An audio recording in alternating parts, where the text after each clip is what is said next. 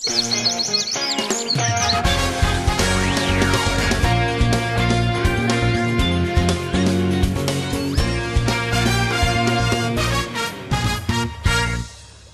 dan is het eindelijk zover, de start van het scootjeszeilen.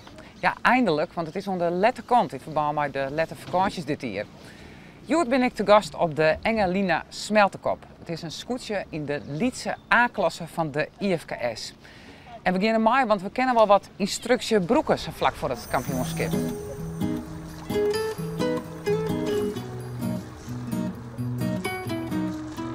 We zitten nu met het scootje, de Engelina, op de Zonnemar bij Jannewaard. En dit is een Lieds market, dus een onderdeel van de route van de SKS, dat ze bij Jannewaard zeilen. En dit market lijkt precies in de wind, dus we gaan nou het market opkrusten. En als we aan de andere kant zijn, dan gaan we verder weer om. En dan komen we weer uit en dan doen we het ook. Stel dat we in een wedstrijd zitten, dan zitten we nu aan de wind. Stel dat we krijgen start binnen, dan is dit hoe het voor het best. En dit is eigenlijk de belangrijkste koers in de wedstrijd. Waar het hutste aan de wind zullen kennen het heugst, die doet het goed. Want dan krijg je een zinstander outroef op heugd en op snelheid.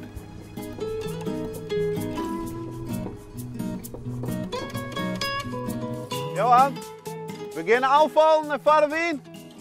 En dan de lood erin. Maar het afvallen en om goed te sturen, om snel te sturen, is de zaak dat de grutskoort heel snel viert. Want dan wordt alle druk van de achterskip houden, want dan wordt de bocht net om.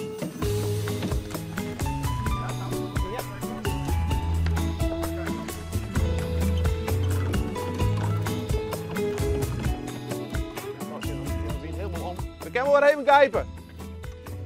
Sorry, maar dan wing je het helemaal om.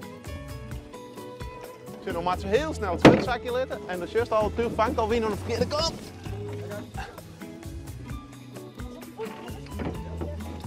Nee, dit is windkrachtje 2. Ik kan je voorstellen dat het windkracht 4 of 6 is, dat het nog een tikje harder gaat.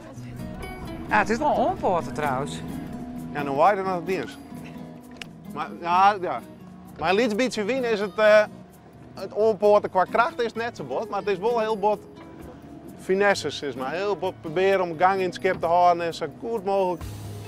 De zus nog aan alle lasten bij de grutskool, die vangt hem een beetje op. Katrien die zit wat gek te wezen, want we zitten wat te heug volgens hem. Oké, we gaan weer hoe stag, hè?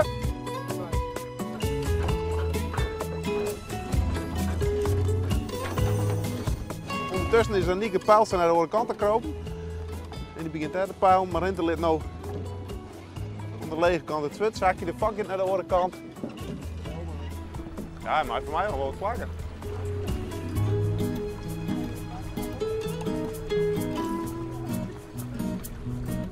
Oké, zullen we weer even grijpen? Dan is er nog zaak bij de vak dat ze heel snel de boel inhalen. De lood de goede kant op draaien. Dan draaien ze de lood weer om. De vakkenist zorgt ervoor dat hij goed in het eten komt. Een stukje nog. Zweten we wisselen. Dan zaak dat de vakkenskoort net in de knoop komt.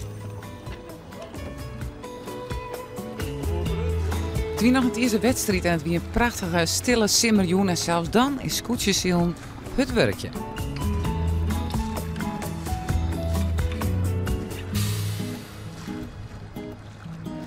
Nou, we hebben een super joen om te zeilen hier op de Engelina Smeltekop.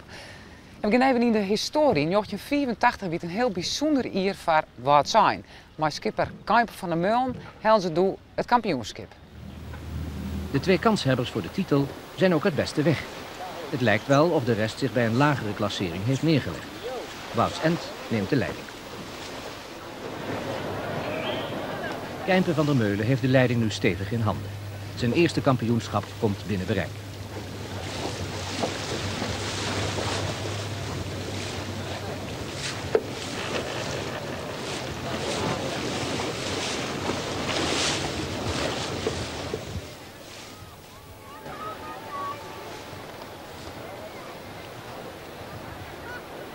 En dan het scootje van Grauw. Pech voor schipper Joop Mink. Hij moet het vaarwater met averij verlaten na een aanvaring. De teleurstelling is groot. Hij wordt tweede, maar toont zich voor de microfoon van de Friese radio een sportief verliezer. Wij hadden mij ook met Sjotaken mee en Kuiper wint het. Nou, dat vind ik hartstikke mooi. De schipper en de bemanning van het scootje van Wouds End zeilen onbedreigd naar een grootse overwinning. Kuiper wordt kampioen. En wat voor een kampioen.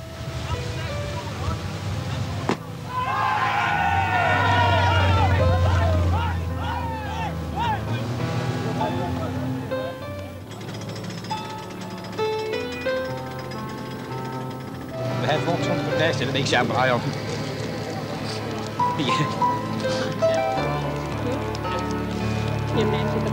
ja, dat weet ik geen antwoord.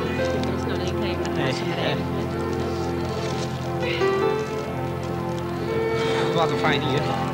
Jongen, dat zijn nooit denken kennen, hè? Nee. Heerenveen is in de SKS dit hier de titelverdediger. Ik ga nou even zien naar een kwarte impressie van het kampioenschap van Verline Ier. En dit zijn de Heerenveeners als ze oer de finish komen. En ik skipper Pieter Brouwer is aardig blied. En de man voorop ben aardig blied. Die haal zal wat stikken dat ze dat sjoggen. Nou, hij is de kampioen in een Ier 2010. En vergeet dat net jongens, als je hem omsjoggen, dan is dit het beeld. Het zit al hier deun bij elkaar.